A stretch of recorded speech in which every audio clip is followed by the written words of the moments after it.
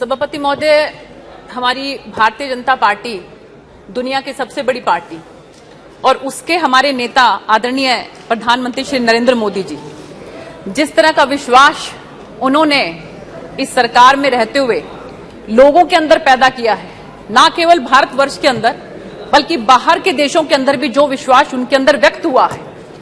उसकी एक बानगी जो पिछले वाला अविश्वास प्रस्ताव आया था 2018 में, जिसका जवाब देते हुए हमारे नेताजी ने यह कहा था कि मैं तो ये कहती हूं कि हमारे जो आदरणीय प्रधानमंत्री जी हैं वो ना केवल बहुत अच्छे विकास पुरुष हैं, ना केवल इस देश को आगे ले जाने वाले हैं, ना केवल उनकी नीति पर कोई किसी तरह का शक है, ना केवल उनकी नीयत पर किसी तरह का कोई शक है, बल्कि वो ऐसे अंतर्यामी भी हैं कि उन्होंने 2018 में ये बात कह दी थी कि ये सब इकट्ठे होकर 2023 के अंदर भी अविश्वास प्रस्ताव लेकर आएंगे। और आज हम वही देख रहे हैं कि ये जो अविश्वास प्रस्ताव ये लोग लेकर आ रहे हैं, भानुमति का कुंडा जो ये बना हुआ है, तो मैं इसके विरोध में आज आप लोगों के समक्ष खड़ी हुई हूं। आदरणीय सभापति महोदय, श्रद्धेय अटल बिहारी वाजपेयी जी का मैं एक जो नो कॉन्फिडेंस उनके खिलाफ आया था, उसमें जब वो अपना जवाब दे रहे थे, मैं वो देख रही थी और सुन रही थी किस तरह से भावनाओं से भरे हुए उन्होंने उस समय में अपना वक्तव्य दिया था। और 1 जून 1996 का उनका जो वक्तव्य है उसके अंदर मैं सुन रही थी सभापति महोदय कि ये विपक्ष के लोग उस समय ये बात कह रहे थे, उस समय श्रद्धेय अटल बिहारी वाजपेयी जी को भी, कि आप मंदिर की बात नहीं करते, आप धारा 370 की बात नहीं करते और आप और तरह की इधर उधर की बातें करते हैं। तब श्रद्धेय अटल बिहारी वाजपेयी जी ने उस समय में यह बात कही थी कि हमारी जो विचारधारा है, जो 1977 के अंदर हमारी विचारधारा थी, वो आज भी है, लेकिन अभी लोकतंत्र को बचाना हमारी प्रायोरिटी है। इसलिए हम राम मंदिर पर अभी बात नहीं कर रहे, अभी हम धारा 370 पर बात नहीं कर रहे, लेकिन मुझे विश्वास है कि एक दिन ऐसा आएगा, उस समय में भी सभापति महोदय सबसे बड़ी पार्टी भारतीय जनता पार्टी थी। उन्होंने कहा था कि लेकिन एक समय ऐसा आएगा कि हम मेजॉरिटी के साथ इस सदन में होंगे और उस समय धारा 370 भी जाएगी और राम मंदिर भी बनेगा। तो आज वो समय है। अभी 6 अगस्त गई है, हमारी आदरणीय सुषमा स्वराज जी, उनकी पुण्यतिथि थी, और आप ये देखिए क्या संयोग कि जो मन में विचार लेकर वो इतने समय तक राजनीति करती रही, केवल कुछ दिन पहले ही 370 धारा हटी और उसके थोड़े से दिनों के बाद 6 अगस्त को जो है उनका देहावसान हो गया। सभापति महोदय, भारतीय जनता पार्टी के कार्यकर्ता, जो एक एक कार्यकर्ता हैं, उनके मन के अंदर देश प्रेम, राष्ट्र प्रेम किस तरह से भरा हुआ है, ये उसकी एक मानगी थी। तो मैं यही कहना चाहती हूं कि ये जो विश्वास कांग्रेस पार्टी का टूटा है, ये विश्वास जल्दी से वापस बनने वाला नहीं है। ये वो पार्टी है जो 400 से 40 के ऊपर आ गई, और एक हमारी पार्टी है जो 2 से 303 के ऊपर आ गई। किसी ने ये बात कही है कि विश्वास वो डाली है जो एक बार सूख जाती है तो फिर कभी हरी नहीं हो सकती। अब ये चाहे कितने ही अलायंस कर लें, चाहे ये INDIA बना लें, चाहे ये घमंडिया बना लें, या कुछ मर्जी बना लें, लेकिन अब किसी भी कीमत पर इनके ऊपर लोगों का विश्वास नहीं बन सकता। सभापति महोदय, मैं कहना चाहती हूं कि अभी तक तो शुरुआत हुई है। आदरणीय प्रधानमंत्री जी जो भविष्यवाणी करते हैं वो भविष्यवाणी सत्य होती है। जो भविष्यवाणी उन्होंने की 2018 में कि 2023 में फिर से लेकर आएंगे, तो वो लेकर आए हैं। अब आदरणीय प्रधानमंत्री श्री नरेंद्र मोदी जी की भविष्यवाणी है कि हम 2024 के अंदर भी फिर से भारतीय जनता पार्टी की सरकार बनाएंगे, उनके नेतृत्व में बनाएंगे। सभापति महोदय, अब हमारा टारगेट यूनिफॉर्म सिविल कोड है। बहुत जल्द जो है हमारी कोशिश होगी कि हम वो भी इस सदन के अंदर लेकर आए। और इसके साथ साथ मैं कहना चाहती हूं कि मैं सभी को सुन रही थी, हमारी सूले जी कह रही थी कि 9 साल में क्या किया। सभापति महोदय, मैं बताना चाहती हूं कि 9 साल में हमारी सरकार ने क्या किया। आदरणीय प्रधानमंत्री श्री नरेंद्र मोदी जी के नेतृत्व में नेशनल एजुकेशन पॉलिसी, किसी समय में जो मैकाले था उसने कहा था ये बात भरे सदन के अंदर कि ये जो भारत की संस्कृति है इसको खत्म कर दो, भारत की जो सनातन परंपरा है इसको खत्म कर दो। जब तक तुम ये खत्म नहीं करोगे, जब तक तुम इनके ऊपर पश्चिमी सभ्यता को नहीं ला दोगे, तब तक तुम इनकी रीढ़ की हड्डी को नहीं तोड़ सकते। सभापति महोदय, कोई वो समय था कि जिस समय में कम से कम भी आप ये देखिए, नालंदा यूनिवर्सिटी के अंदर 90 लाख किताबें जो हैं उनको जलाया गया, हमारे साहित्य को जलाया गया। 90 लाख का साहित्य हमारी पुस्तकों का जलाया गया, जो 3 महीने तक सुलगता रहा। और उस सनातन परंपरा को, उस संस्कृति को खत्म करने के लिए सभापति महोदय जो परंपरा, जो अपनी एजुकेशन पॉलिसी वो लेकर आए, आज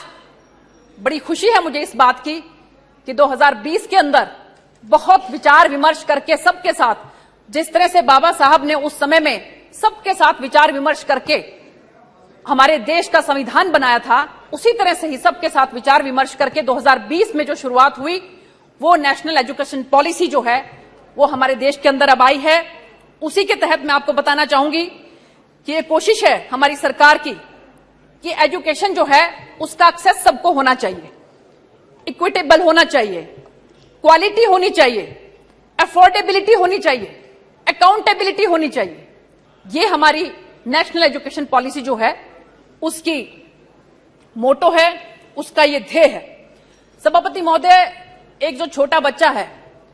3 से लेकर 8 वर्ष तक उसकी बुद्धि का तीव्र गति के साथ विकास होता है, ये साइंटिफिकली भी अप्रूव हो चुका है। तो इसलिए हमारी सरकार ने ये कोशिश की है कि हम एक बाल वाटिका इस तरह से बनाएं ताकि 3 से 8 वर्ष के जो बच्चे हैं उनको जादुई पिटारा के नाम से हम उन बच्चों के लिए एजुकेशन जो है वो प्रोवाइड करें, जिसके अंदर खेल खेल में गाना गाकर, डांस करके, पहेलियों से वो बच्चे एजुकेशन प्राप्त करें। मैं अभी थोड़े दिनों पहले एक वीडियो देख रही थी, छोटे छोटे नन्हे नन्हे बच्चे माननीय प्रधानमंत्री जी के चारों तरफ लिपटे हुए थे, मोदी जी मोदी जी मोदी जी करके। मिलियंस ऑफ पीपल ने उनको उस वीडियो को देखा है। सभापति महोदय, अगर आप भी उसको देखें, इतने प्यार से वो बच्चे खेलते खेलते जो है मोदी जी से बात कर रहे थे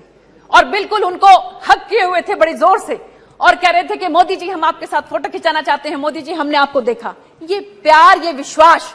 जो 3 से 8 साल तक के बच्चों के अंदर भी माननीय प्रधानमंत्री जी को लेकर है, क्या ये इनका नो कॉन्फिडेंस जो है ये उस विश्वास को डिगा पाएगा? ये भूल कर रहे हैं बहुत बड़ी। माननीय सभापति जी, मैं इसके साथ साथ कहना चाहती हूं कि उन बच्चों के अंदर चिंतन की भावना हो, उन बच्चों के अंदर तर्कशीलता हो, उन बच्चों के अंदर अनुसंधान की भावना हो। इन सब बातों को ध्यान रखते हुए हमारी इस नेशनल एजुकेशन पॉलिसी जो है, इसकी कोशिश है कि इन बच्चों को मातृभाषा के अंदर शिक्षा ग्रहण करवाई जाए। इसलिए सभापति महोदय, मैं आपको बताना चाहूंगी कि इसके साथ साथ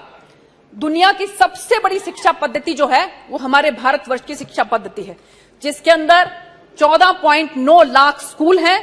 95 लाख टीचर्स हैं और 26.5 करोड़ सभी वर्ग के, सभी जगह से विद्यार्थी हैं। इसके साथ साथ हमारी कोशिश है कि हम स्किल एजुकेशन जो है इसके अंदर प्रोवाइड कर सकें। सभापति महोदय, इससे पहले जिस तरह की शिक्षा पद्धति रही, बच्चों को किसी भी तरह का कोई कौशल विकास उनके अंदर नहीं हो पाता था। बहुत बार ऐसा होता है कि बच्चे किसी कारणवश अगर 11वीं के बाद 12वीं के बाद शिक्षा छोड़ देते हैं तो कम से कम उनके अंदर किसी न किसी कौशल का विकास तो हो, उनकी रोजी रोटी का कोई साधन तो बने।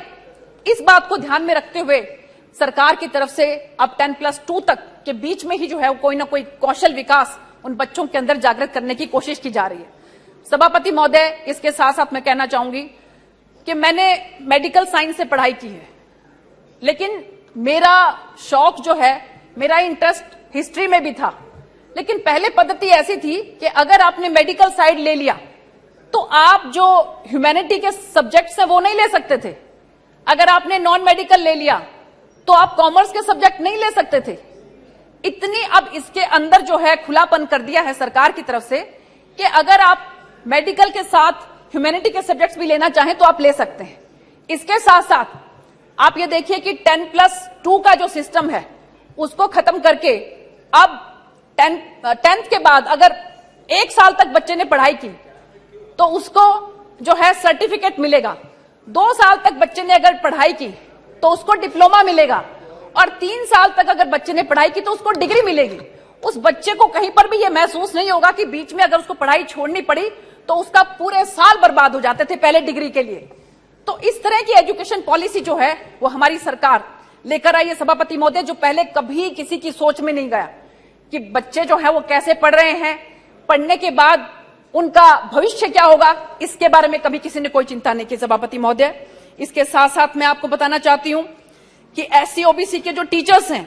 उनको भी अब मैक्सिमम अपॉइंट किया गया है कि जो दूर दराज के जो इलाके हैं रोस्टर सिस्टम से अब उनको भी टीचर्स को वहां पर जो है लगाया गया है। और इसके साथ साथ सभापति महोदय नेशनल डिजिटल लाइब्रेरी और रिसर्च को जो है इसके अंदर बहुत इंपॉर्टेंस दी गई है। हमारे आईआईटी के बच्चे, हमारे आईआईएम्स के बच्चे, और अब आप ये देखिए कि सभापति महोदय सुंदर पिचई और इस तरह से कितने हमारे जो बहुत होशियार बच्चे थे वो दूसरे देशों में जा रहे हैं। हम ये चाहते हैं कि हमारा ब्रेन ड्रेन इस तरह से ना हो, इसलिए रिसर्च जो है वो हमारे देश के अंदर ही लाई जा रही है। R&D के अंदर बहुत ज्यादा पैसा लगाकर इस तरह की फाउंडेशन बनाई जा रही है ताकि हमारे नेशनल रिसर्च फाउंडेशन, ताकि हमारे बच्चे ज्यादा से ज्यादा यहां पर पढ़ाई कर सकें। सभापति महोदय, हमारी आईआईटी जो दिल्ली है उसकी ब्रांच यूएई के अंदर भी खोली जा रही है। इसके साथ साथ आईआईटी मद्रास की ब्रांच जो तंजानिया के अंदर खोली जा रही है। तो ये सब एजुकेशन पॉलिसी के माध्यम से सभापति महोदय कोशिश है कि हमारे एजुकेशन को और ज्यादा वृहद रूप जो है वो दिया जाए। सभापति महोदय, इसके साथ साथ मैं आपको बताना चाहती हूं कि सामाजिक न्याय जो डिपार्टमेंट है उसमें एससी एसटीज के लिए जो हमारी सरकार ने किया वो आज से पहले कभी किसी ने नहीं किया। सभापति महोदय, प्रधानमंत्री आदर्श ग्राम योजना, उसके तहत आप ये देखिए कि हजारों हजार गांव ऐसे हैं कि जिनके ऊपर पायलट प्रोजेक्ट स्टार्ट करके जो ऐसे जहां पर डोमिनेटिंग थे हमारे एससी और एसटी, उनको जो है आदर्श ग्राम योजना के तहत उनका विकास किया जा रहा है। और इसके साथ साथ सभापति महोदय, मैं आपको बताना चाहती हूं कि अगर हम विश्वास की बात करें तो आप ये देखिए कि 2004 के अंदर हमारे 38 एससी और एसटी के member of parliament Bharatiya Janata party के पास थे। 2004 की बात मैं कर रही हूं, और कांग्रेस के पास केवल 29 थे। और उसी तरह से मैं अगर आगे बात करूं, 2014 के अंदर एससी और एसटी के member of parliament Bharatiya Janata party के पास 66 थे और कांग्रेस के पास घटकर केवल 12 रह गए। और सभापति महोदय, 2019 के अंदर भारतीय जनता पार्टी के पास एससी और एसटी के मेंबर ऑफ पार्लियामेंट 76 बने, 76 बने, और कांग्रेस के घट के केवल 10 रह गए। तो ये सोच सकते हैं कि अगर इनकी सोच एससी और एसटी कम्युनिटी की तरफ अच्छी होती तो इनका इस तरह से जो एससी एसटी के जो मेंबर ऑफ पार्लियामेंट है उसमें इतनी भारी गिरावट नहीं आ सकती थी। सभापति महोदय, इसके साथ साथ मैं आपको बताना चाहती हूं कि सरकार की तरफ से नेशनल हेल्पलाइन टोल फ्री 14566 स्थापित की गई है ताकि जो एससी एसटी के जो हैं लोग, उन पे अगर कोई किसी तरह की एट्रोसिटी होती है तो वो इस नंबर पर डायल कर सकते हैं। इसी के साथ साथ 14567 टोल फ्री नंबर वरिष्ठ नागरिकों के लिए है कि अगर उनको किसी तरह का कोई कष्ट है तो वो नेशनल लेवल पर ये नंबर है, इस पर वो डायल कर सकते हैं। सभापति महोदय, इसके साथ साथ जैसा कि आपको मालूम है कि नशा मुक्ति, इसके लिए माननीय हमारे केंद्रीय गृह मंत्री अमित भाई शाह जी ने भी जो है स्पेशल डिबेट भी जो है इसमें करवाई थी। और हमारा ये प्रण है कि हमारा देश भारत जो है वो नशा मुक्त होना चाहिए। इसीलिए 372 संवेदनशील जो डिस्ट्रिक्ट घोषित किए गए हैं और उसके अंदर बहुत अच्छे तरीके से नशा मुक्त करने के लिए बहुत सी योजनाएं और बहुत से कार्यक्रम आदरणीय सभापति महोदय उसमें चल रहे हैं। इसके साथ साथ सभापति महोदय, मैं आपको कहना चाहती हूं कि डिजिटल इंडिया कि किस तरह से आज हम ये कह सकते हैं कि हमारा देश डिजिटल इंडिया के माध्यम से कैसे आगे बढ़ रहा है, कैसे जो भी सरकार की योजनाएं हैं उसमें जो भी पैसा है वो डायरेक्ट बेनिफिट ट्रांसफर के माध्यम से एक आम आदमी तक पहुंच रहा है। सभापति महोदय, कांग्रेस पार्टी वालों को याद होगा कि इनके प्रधानमंत्री जी ने किसी समय में ये बात कही थी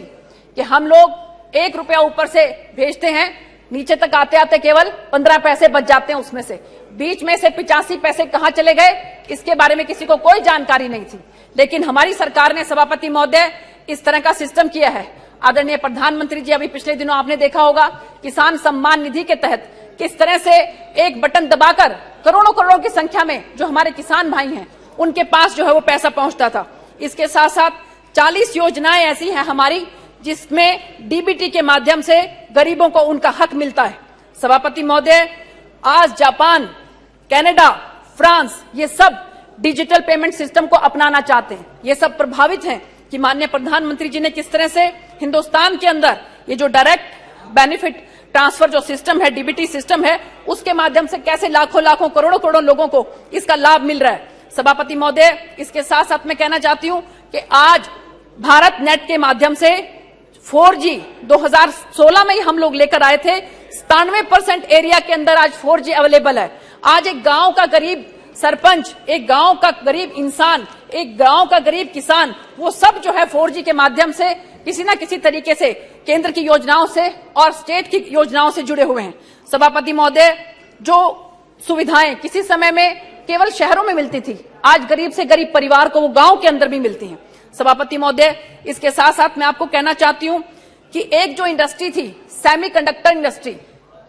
जो कि किसी समय में हमारे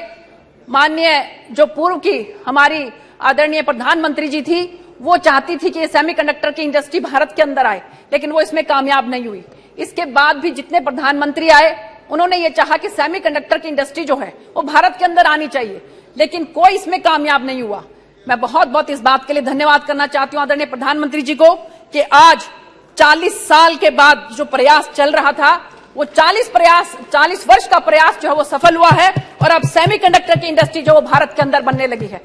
सभापति महोदय, कुछ इंडस्ट्री जो है वो मदर इंडस्ट्रीज होती हैं, जैसे केमिकल इंडस्ट्री है वो मदर इंडस्ट्री है, स्टील इंडस्ट्री है जो मदर इंडस्ट्री है, इसी तरह से सभापति महोदय प्लास्टिक इंडस्ट्री है जो मदर इंडस्ट्री है। उसी तरह से आजकल का ये जो डिजिटल सिस्टम है, उसी के तहत जो है सेमीकंडक्टर इंडस्ट्री जो है वो मदर इंडस्ट्री है। जब मदर इंडस्ट्री हमारे इंडिया के अंदर आएगी तो आप समझ सकते हैं कि किस तरह से पूरे हिंदुस्तान के अंदर जो है वो एक अलग क्रांति जो है वो आ जाएगी। तो मैं इस बात के लिए भी आदरणीय प्रधानमंत्री जी को बहुत बहुत तहे दिल से धन्यवाद करना चाहती हूं कि उन्होंने जिस तरह से हमारे देश के अंदर डिजिटल सिस्टम को भी आगे बढ़ाया है और इसके साथ साथ जो डायरेक्ट बेनिफिट ट्रांसफर के माध्यम से सभी पैसा जो है डायरेक्ट अब हमारे किसान भाइयों को, मजदूर भाइयों को, सबके खाते में जो सीधा सीधा जा रहा है, उसके लिए मैं उनको बहुत बहुत धन्यवाद करना चाहती हूं। सभापति महोदय, इसके साथ साथ मैं आपको कहना चाहती हूं कि ये निशिकांत जी ने बताया था कि बहुत सी पार्टी जो है वो सब मिलकर उन्होंने INDIA बना ली है, लेकिन सभापति महोदय मैं कहना चाहती हूं कि ये बहुत समय तक जो है, क्योंकि जैसे हमारे आदरणीय एक मंत्री जी भी बता रहे थे कि जो पार्टीज जिनके बारे में सबसे ज्यादा कांग्रेस पार्टी ने गलत सलत बोला, वही पार्टियां जो हैं अब उनके साथ अलायंस बनाए हुए हैं। लेकिन बहुत ज्यादा समय तक मुझे लगता नहीं है कि इस तरह का जो एक घमंडिया जो गठबंधन बना है, इसके अंदर बहुत ज्यादा दिन तक ये लोग रह सकते हैं, क्योंकि ये कहा गया है कि मैंने विश्वास भी उसका किया है, खबर है मुझे कि टूटेगी जरूर मगर थोड़ी देर लगेगी। तो मुझे लगता है कि ये बहुत ज्यादा समय तक ये वाला गठबंधन जो है वो रहने वाला नहीं है। सभापति महोदय, इसके साथ साथ मैं कहना चाहती हूं कि हमारी एक और योजना जिसके तहत जो हमारे सिविल सर्वेंट्स हैं, जो हमारे ऑफिसर्स हैं, उनको कर्मयोगी जिसको कहा गया है कि उसके माध्यम से किस तरह से हमारे जो ऑफिसर्स हैं उनको ये शिक्षा दी गई है कि वो अपने आप को इस तरह से आगे बढ़ाएं ताकि वो देश की सेवा में अग्रसर हो सकें। इसी बात को ध्यान में रखते हुए आदरणीय सभापति महोदय, हमारी सरकार की तरफ से जो है मिशन कर्मयोगी चलाया गया है और उसके तहत जो है उन ऑफिसर्स के अंदर कौशल वृद्धि की जा रही है, उनको शिक्षण दिया जा रहा है, उनको प्रोफेशनल जो है सिस्टम के तहत वो काम कर सकें, ये सिखाया जा रहा है। उनके लीडरशिप क्वालिटी उनके अंदर डेवलप हो, ये बात उनको सिखाई जा रही है। प्रदर्शन आधारित उनको प्रोत्साहन दिया जाए, नागरिक केंद्रित दृष्टिकोण उनका हो, क्योंकि ऑफिसर जो है सभापति महोदय, मुझे मालूम है कि ट्रेनिंग के बाद वो अपने आप को एक उस लेवल पर समझ लेते हैं कि अपने आप को सोचते हैं कि तुम्हारा नागरिक, आम नागरिक के साथ अब किसी तरह का कोई संबंध नहीं रहा और तुम एक कुर्सी पर बैठ गए, एयर कंडीशनर कमरों में बैठ के अब यहां पर बैठकर तुम पॉलिसी बनाओ। लेकिन माननीय प्रधानमंत्री जी की ये सोच है कि हमारे जो ये इस तरह के ऑफिसर्स हैं उनको कर्मयोगी होना चाहिए, उनके अंदर ये भावना होनी चाहिए कि आप लोग जो अधिकारी बने हो वो आम जनता की भलाई के लिए बने हो। तो ये एक सिस्टम ऐसा चलाया गया है मिशन कर्मयोगी। इस मिशन कर्मयोगी के तहत उनको कई तरह के शिक्षण, कई तरह के प्रशिक्षण जो है वो दिए जाएंगे, जिसमें अंतर विभागीय एक्सपोजर भी उनका होगा। ये नहीं है कि कोई एक ऑफिसर एक डिपार्टमेंट में आ गया तो सारी जिंदगी वो उसी डिपार्टमेंट के अंदर निकाल देगा। सभापति महोदय, इसी के माध्यम से हमारी कोशिश है कि ज्यादा से ज्यादा जो हमारे अधिकारी हैं वो इस चीज को समझें और अपने आप को जो है वो आगे बढ़ाएं। सभापति महोदय, मैं इस बात के लिए बहुत बहुत धन्यवाद करना चाहती हूं प्रधानमंत्री जी का कि उन्होंने जिस तरीके से हमारे देश के अंदर, हमारी आम जन के अंदर जो विश्वास बनाया है, उस विश्वास को मुझे नहीं लगता कि आप किसी भी तरह का कोई जो है वो इसके अंदर किसी भी तरह का कोई ठेस उसको पहुंचा सकता है, क्योंकि विश्वास और प्रेम इन दोनों में एक समानता है सभापति महोदय, कि दोनों में से कोई भी जबरदस्ती पैदा नहीं किया जा सकता। इसीलिए मैंने आपको बताया कि कैसे छोटे छोटे नन्हे नन्हे बच्चे माननीय प्रधानमंत्री जी के चारों तरफ जो है वो इकट्ठा हो गए और उन्होंने जो है प्रधानमंत्री जी को गले से लगाया और कहा कि हम आपके साथ जो है वो फोटो खिंचवाना चाहते हैं। तो सभापति महोदय, इन्हीं सब बातों के साथ मैं जो है इस प्रस्ताव का जो है बहुत तेज गति के साथ, बहुत तीव्र गति के साथ इसका विरोध करती हूं और मैं ये कहना चाहती हूं कि ये चाहे कुछ मर्जी कर लें, लेकिन माननीय प्रधानमंत्री जी का जो विश्वास जनता के ऊपर है और जनता का जो विश्वास माननीय प्रधानमंत्री जी के ऊपर है वो दुनिया की कोई ताकत तोड़ नहीं सकती है। इन्हीं शब्दों के साथ आपका बहुत बहुत धन्यवाद। जय हिंद, जय भारत।